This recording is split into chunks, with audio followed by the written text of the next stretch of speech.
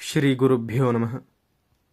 సదాశివసమారంభాం శంకరాచార్యమధ్యమాం అస్మదాచార్యపర్యంతాం వందే గురుపరంపరాం. 1965లో మద్రాసు సమీపాన తిరువత్తియార్లో నా షష్ఠి పూర్తి పరమాచార్య స్వామివారి సమక్షంలో శాస్త్రీయంగా జరగడం నా అదృష్టం. అది మొదలు ఏటేటా నా జన్మ నక్షత్రం నాటికి దేశంలో స్వామి ఏ మూల ఉన్నా అక్కడికి వెళ్లి స్వామిని సందర్శించి రావడం ఈశ్వరానుగ్రహం వల్ల ఈనాటి వరకు నిరంతరాయంగా జరుగుతున్నది. 1971 డిసెంబర్లో నా జన్మదినానికి మహాస్వామివారి దర్శనం చేయాలి, స్వామివారి కార్యక్రమం తెలుపవలసిందని కంచి శ్రీమఠం వారిని కోరాను. ప్రస్తుతం చిత్తూరు జిల్లాలో మారుమూల గ్రామాల్లో ఎక్కడో పర్యటన చేస్తున్నారు. మీరు వెళ్లే రోజుకు ఎక్కడ మకాం చేస్తారో చెప్పడం సాధ్యం కాదని మఠం వారు సమాధానం రాశారు. నిజమే, కదాచితిగా తప్ప సంచారంలో ఉన్నప్పుడు మహాస్వామివారికి ఒక నిర్ణీత కార్యక్రమం అంటూ ఉండదు. మంత్రులకు, ఉద్యోగస్తులకు ఉన్నట్టు ఏ రోజు ఎక్కడ ఉంటారో, ఎక్కడి నుండి ఎక్కడికి బయలుదేరుతారో అంతేవాసులైన శిష్యులకు, అత్యంత సన్నిహితులకు కూడా సరిగ్గా తెలియదు. స్వామి ఎప్పుడు బయలుదేరితే అప్పుడే మూటాముల్లే సర్దుకొని శిష్యులు వెంట నడుస్తారు. మాట వరుసకు మూటాముల్లే అన్నానే గాని మూట తప్పితే ముల్లె అంటూ ఏమీ ఉండదు స్వామి ప్రయాణంలో. కరతల భిక్ష, తరుతల నిద్రే కదా. ఏమైనా సరే, డిసెంబర్ 15కు చిత్తూరు జిల్లాలో స్వామి ఎక్కడ ఉంటే అక్కడ వారి దర్శనం చేద్దామని కృతనిశ్చయులమై దంపతులమిద్దరం భద్రాచలం నుండి బయలుదేరి తిరుపతి చేరుకున్నాము. తిరుపతి చేరితే స్వామి ఎక్కడ ఉండేది అక్కడ బస్సుల వాళ్ళు గాని ఇతరులెవరైనా గాని మాకు చెప్పగలరనే నమ్మకంతో తిరుపతి సత్రాల్లో వారిని వీరిని వాకపు చేశాము. కొద్ది రోజుల కిందట ఫలానా గ్రామంలో ఉన్నట్టు విన్నామని, అక్కడికి వెళితే ప్రస్తుతం ఎక్కడ ఉండేది తెలియవచ్చని బస్సు కండక్టర్లు ఒకరిద్దరు చెప్పారు. ఆ మాత్రం ఆధారం దొరికినందుకు సంతోషించి బస్సు ఎక్కి వారు చెప్పిన ఊరికి టిక్కెట్లు తీసుకున్నాము. మేము బయలుదేరే ముందు తిరుపతిలో కుంభవృష్టి. ఆ ముందు రోజు ఒక్క చినుకు కూడా లేదు. ఆకాశం చిల్లిపడ్డట్టు కురిసింది. ఆ వర్షంలోనే సగం తడుస్తూ బస్సు ఎక్కాము. ఆ మర్నాడే నా జన్మదినం కాబట్టి ఎట్లాగైనా సరే ఆనాటికి స్వామివారి సమక్షంలో ఉండాలి అని మా సంకల్పం. బస్సు ఎక్కి కూర్చొని ప్రయాణికులను ఒక్కొక్కరిని అడగడం మొదలుపెట్టాము. ఆరా తీయగా తీయగా చివరకు ఒక కొండ గుర్తు దొరికింది. అక్కడికి సమీపంలో రామగిరి అనే కొండ ఉంది. ఆ కొండ దిగువన వాలీశ్వరాలయం ఉంది. కొండపైన మరొక ఆలయం, స్కందగుడి కాబోలు ఉన్నది. ఆ దేవాలయాలు శిథిలావస్థలో ఉంటే వాటిని పునర్నిర్మాణం చేయడానికి సమీప గ్రామస్తులు కొందరు నడుం కట్టారు. కంచి స్వామివారిని రప్పిస్తే ఆలయ పునరుద్ధరణ సులభంగా నెరవేరుతుందని వారి విశ్వాసం. ఆ విధంగా స్వామి అక్కడ మకాం చేస్తున్నారని కొందరు ప్రయాణికులు చెప్పారు. బస్సు దిగి స్వామివారున్న రామగిరి చేరుకున్నాము. మా అదృష్టం వల్ల స్వామి చుట్టూ జనం లేరు. స్వామివారు ఏకాంతంగా ఆలయానికి దగ్గరగా చిన్న కొలను గట్టుపైన కూర్చున్నారు. గబగబా వెళ్ళి మహాస్వామివారికి సాష్టాంగపడ్డాము.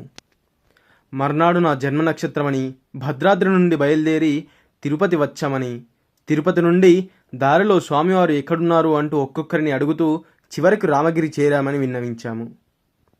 స్వామివారు, మీరు వచ్చేప్పుడు తిరుపతిలో వర్షం కురిసిందా అని అడిగారు. నేను, ఎక్కడి వర్షం స్వామి, కుండపోతగా కురిసింది. అసలు మేము ఇక్కడికి చేరుకోగలమా అని సందేహించాము అని చెప్పాను. దానికి మహాస్వామివారు, అలాగా, తిరుమలపై ఈ మధ్య వర్షాలు లేక యాత్రికులు నానా అవస్థలు పడ్డారు. ఆలయం ఎగ్జిక్యూటివ్ ఆఫీసర్ నా సలహా అడిగారు. వరుణ జపాలు చేయించవలసిందని చెప్పాను. వాటిని చక్కగా నిర్వహించగల పురోహితులను కూడా ఏర్పాటు చేశాము. మండలం రోజులు దీక్షతో, ఆహార నియమంతో జపాలు చెయ్యాలి. నిన్నటితో 40 రోజులు పూర్తి అయినాయి. అందుకని అడిగాను అని అన్నారు మహాస్వామి. మేము ఆశ్చర్యపోయాము. ఈ కాలంలో కూడా వర్ణజపం చేస్తే వానలు కురవడం సంభవమేనా అని. భద్రాద్రిలో మా బిల్వవనం నుంచి భద్రంగా మూట కట్టుకు తెచ్చిన బిల్వపత్రాన్ని స్వామి ముందు ఉంచాము. ఆ బిల్వవృక్షం మా భూమిలో కొంతకాలం క్రితం స్వామి స్వహస్తంతో నాటింది. పత్రాన్ని కళ్ళకద్దుకొని దానిని వాలీశ్వరాలయంలో ఈశ్వరుడికి అర్చన చేయడానికి పంపారు స్వామి. కొంతసేపు అయింది. సావకాశంగా మహాస్వామివారి మాటలు వింటూ కాలం గడపడానికి ఒక గొప్ప అవకాశం లభించింది కదా అని ఆనందిస్తున్నాము. ఇంతలో కొందరు పురజనులు వచ్చారు. కొండపైన ఉన్న ఆలయం చూడవలసిందని మహాస్వామివారిని ప్రార్థించారు. స్వామివారు బయలుదేరారు. 2 శిష్యులు కూడా మహాస్వామివారి వెంట వచ్చారు. మేము కూడా మహాస్వామివారితో వెంట నడిచాము. కొండపైకి దారి తిన్నగాలేదు. మెట్లన్నీ శిథిలమైపోయినాయి. అడుగు వేసుకుంటూ కింద చూస్తూ జాగ్రత్తగా నడవాలి. దానికి తోడు మహాస్వామివారికి ఒక కన్ను పూర్తిగా కనిపించదు.